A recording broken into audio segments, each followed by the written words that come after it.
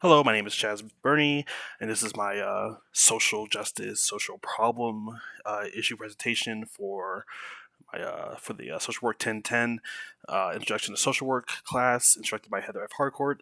Um, this is the 5 minute version of this presentation. I originally did a full presentation on this and then read the instructions and saw it said to put it at 5 minutes for the group portion of this. So I will upload both presentations because I feel like there's a lot of great information to get through, and I feel like it kind of gets missed a bit with only 5 minutes. But I'm gonna post both, and we're gonna kind of get through this 5 minute version of it and cover some of the key topics that I think are important for talking about standardized financial literacy and how financial literacy can improve the grand challenge of social work that is financial capability for all and building assets for everyone.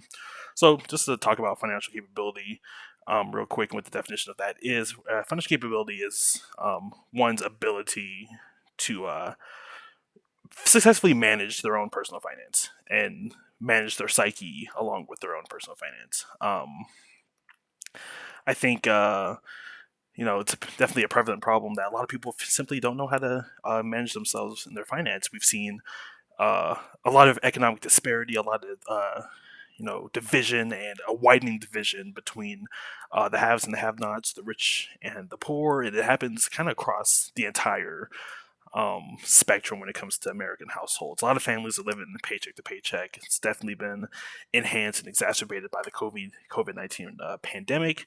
Um, Right now, financial instability and poverty affects millions across the country, especially ethnic and racial minorities.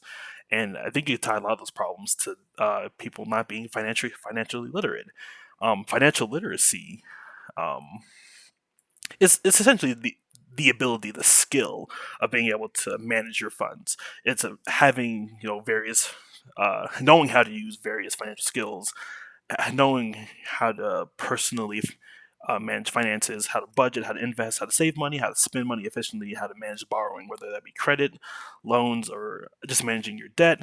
Um, right now, less than half the United States requires any type of standardized financial education. Unless the and it's at about 23 states require high schools to teach financial literacy.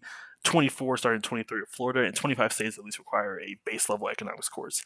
In my opinion, just not enough to teach people financial literacy, and it's been an issue that has been widespread and has been increasing as an issue, which means financial literacy is decreasing since the 2009 Great Recession. Standardized education for financial literacy has had its roots since the progressive era, um, which is about the late 1890s to the early 1910s, with social workers advocating for a family budget and how to live off your means at the most base level. And it kind of goes into the New Deal in the mid 1930s with Franklin D. Roosevelt's um, kind of revitalization of the American economy following World War One. But preempting to World War II, we see federal support in the late 20th century into the 21st century with the advent of the CSREWS, which is the Cooperative State Research Education Extension Service in 1984, which essentially increases the educational resources available to rural communities and leading almost primarily with personal finance to Americans that live in rural areas. And then during the Bush administration, we get Financial Literacy Education Commission in 2003, which is followed by the Financial Literacy Advisory Council in 2008. I'll attach the link to this video that you can watch. It has a great description for why American society is struggling with financial literacy and a bunch of resources and ways that we can kind of help get our way out of that. Um, One of the key points that the video hits on is that the standardized education for middle schoolers and high schoolers does not exist consistently throughout the country to teach them financial literacy, you know, um, at that educational level. We'll skip that. Um, at the micro level, it's about using the social worker's personal knowledge to help their clientele understand certain aspects of financials. It doesn't have to be knowing everything, but it's knowing how to deal with that. It's building a healthy relationship with money and saving money and making money, and building trust within oneself to be able to maintain their psyche and feel trust and confident in their ability to manage themselves with the money. And that's step by step teaching, that's providing them resources, classes that could teach, each individual person, the case by case level, how to manage their money. On the meso level, it's talking to the school districts. It's talking to school districts about adding financial literacy curriculum, um, and making that a standard that they want to meet year after year, and supporting the mass production of outside resources. It's, after school programs, it's online resources, just pushing those out so that everyone has an opportunity to educate themselves if they can't be educated by the school systems on their financial literacy. At the macro level, we're looking more at supporting legislative and policy changes that will decrease economic disparity. We've seen those kind of coming out of the Obama administration, where we're expanding income limits and benefit cliffs, essentially when benefits kick in for people, and expanding the earning base. It's adjustment for check cash legislation. It's the end of predatory lending. Predatory lending by adding protections for predatory lending. Um, which is like it's the credit card company at the college campus with the table and the free pizza trying to get you to sign for a credit card. We want to end those. We want to stop enticing kids who don't really know a lot about financial literacy into falling into those issues there. And then the big point that I want to emphasize is that we're advocating for state level mandated financial literacy curriculum. Again, there are 34 states across the country right now that have some sort of bill on the docket for addressing financial literacy. But again, we're looking at half the country has that standard right now. So we're not getting those kids educated on financial literacy consistently throughout the country, and that's a large problem that we're dealing with right now.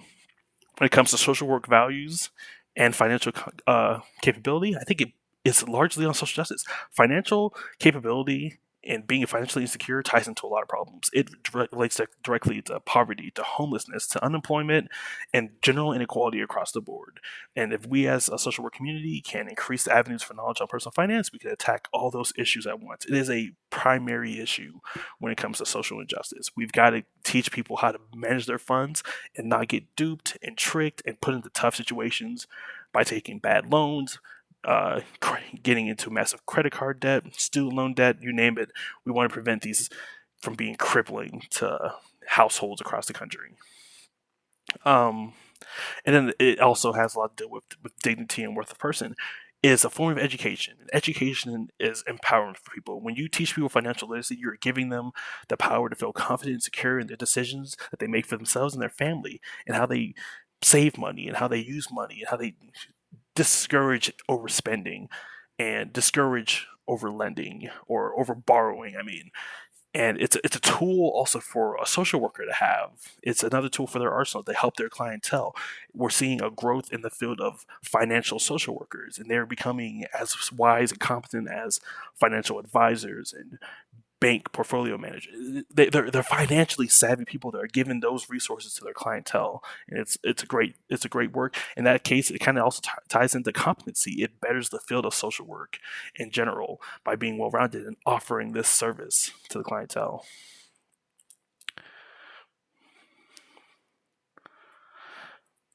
Um, when it comes to future action financial literacy, we want to support the active legislation that pushes for financial literacy across the board. And specifically in Colorado, Colorado is not one of the 23 states that require financial literacy, or one of the 25 states that require a general economics class. The Board of Education meeting that took place this month in 2022 kind of had financial literacy pushed to the back end, and it wasn't well advocated for a position. We in the social work community need to push financial literacy when it comes to the Colorado Board of Education. We want that to be a mainstay in the curriculum for kids in the state, and it's got to be prevalent for us. Also, we want to see a push in financial social workers. We want social workers to become more educated in financial literacy, to have that tool to be able to equip themselves with to better serve the people that they're servicing. We want to give correct and accurate information in the social work community to better um, the people who want to learn how to manage their personal finance better. The These are some great resources for supporting financial literacy. MyMoneyGov is supported by the Financial Literacy and Education Commission that we had talked about, that was founded in 2003, and it hosts several instructional items, resources for increasing competency. The Financial Literacy First .org site. It's a Colorado-based company, an initiative that is providing resources and courses and after-school programs for kids, and is teaching families about how they can together work on their financial savvy. And they also work with school districts and the Colorado Board of Education of pushing the issue that we need financial literacy kind of all throughout. And then U for Youth hosts several financials and support and literacy courses that are both in person and online that are good supplements to a general education. This is my reference sheets here, and thank you very much for listening to my presentation. I really suggest listening to the longer presentation, or at least going through some parts of it, because there's some really good information that I feel like it's hard to try to fit into 15 minutes. And I didn't want to overload the slides with a bunch of information to read through. But thank you very much, and I hope you guys have a great day.